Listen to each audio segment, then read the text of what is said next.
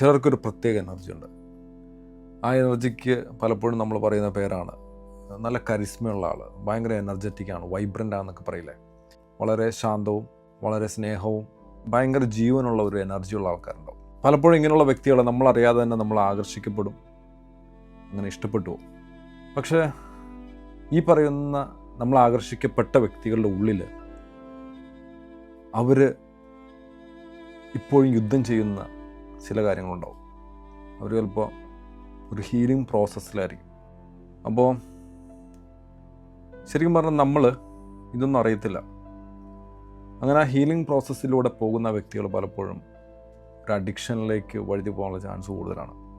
ഈ അഡിക്ഷൻ എന്ന് പറയുന്നത് പലപ്പോഴും പുറത്ത് കാണിക്കത്തില്ല, അല്ലെങ്കിൽ ചിലപ്പോൾ അവരുടെ ആ കരിസ്മാറ്റിക് ആയിട്ടുള്ള ബിഹേവിയറും അല്ലെങ്കിൽ അവരുടെ ചാമും അവർ നമ്മളോട് കാണിക്കുന്ന ആ ഒരു സ്നേഹവും എല്ലാം കൂടെ കൂടിയിട്ട് പലപ്പോഴും ഈ പറയുന്ന അഡിക്ഷനെ ഡയലൂട്ട് ചെയ്ത് കളയും.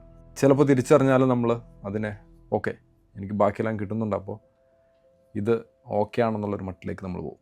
ഇത് എപ്പോഴും ആരംഭത്തിൽ നമ്മൾ അതൊരു കണക്ഷനായിട്ട് തോന്നും, പക്ഷേ കാലക്രമേണ അതൊരു ഇംബാലൻസ് ആയിട്ട് മാറും. കാരണം അഡിക്ഷൻ എന്ന് പറയുന്നത് പലപ്പോഴും നമ്മുടെ ശരീരം മാത്രമല്ല, മനസ്സും വിശ്വാസവും ബന്ധവും തിന്നുകളയുന്ന ഒരു പാരസൈറ്റാണ്. അങ്ങനെ ഒരിക്കൽ വെളിച്ചമായിട്ടിരുന്ന ആ വ്യക്തി നമ്മളെ ഇരുട്ടിലേക്ക് താഴ്ത്തുന്നൊരവസ്ഥയുണ്ട്.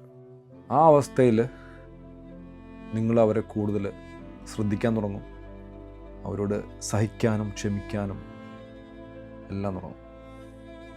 എന്നാലും അവർ നിങ്ങളോട് ഭയങ്കര ടോക്സിക്കായിട്ട് പെരുമാറും. അങ്ങനെ നിങ്ങൾ ട്രോമയിലേക്ക് പോകും. ഒരു ദിവസം നിങ്ങൾക്ക് തന്നെ നിങ്ങളെ തിരിച്ചറിയാൻ പറ്റാത്തൊരവസ്ഥയിലേക്ക് മാറി തുടങ്ങും. അങ്ങനെ വരുമ്പോഴാണ് പലപ്പോഴും ആളുകൾ ജീവിതം അവസാനിപ്പിക്കുന്നത്. പക്ഷെ ചില ആളുകൾ ആ അവസ്ഥയിൽ അവരെ കണ്ടെത്തും. കാരണം ഇനിയൊരു ലൈഫ് അവരുടെ കൂടെ ഇല്ല എന്ന് മനസ്സിലാക്കും. അപ്പോൾ അങ്ങനെ അവർ ചിലപ്പോൾ ബ്രേക്കപ്പ് ആവും, ചിലപ്പോൾ ഡിവോഴ്സ് ചെയ്യും. പലപ്പോഴും അവരോട് സ്നേഹമില്ലാത്തതുകൊണ്ടോ അല്ലെങ്കിൽ ഉത്തരവാദിത്തമില്ലാത്തതുകൊണ്ടോ കമ്മിറ്റ്മെൻറ്റ് ചെയ്യാനുള്ള മടി കൊണ്ടൊന്നുമല്ല, അവർ സ്വയം മനസ്സിലാക്കി തിരഞ്ഞെടുത്തൊരു വഴിയാണ്. അങ്ങനെ അവർ വീണ്ടും ജീവിക്കാൻ തുടങ്ങും.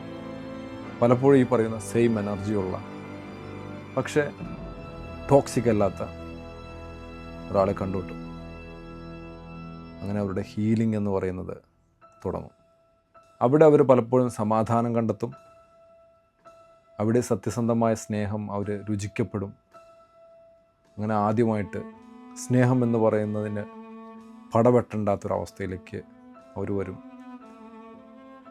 സമാധാനമുള്ള ഒരു വീട് പോലെ അവർക്ക് ആ റിലേഷൻഷിപ്പ് തോന്നും. അപ്പോൾ നിങ്ങളെ നഷ്ടപ്പെടുമെന്നുള്ള ഒരു അവസ്ഥ വരുമ്പോൾ ഒന്നുകൂടെ ചിന്തിക്കണം, എൻ്റെ കുഴപ്പമാണോ അതോ ഈ പറയുന്ന ബന്ധത്തിൻ്റെ കുഴപ്പമാണോ എന്ന്.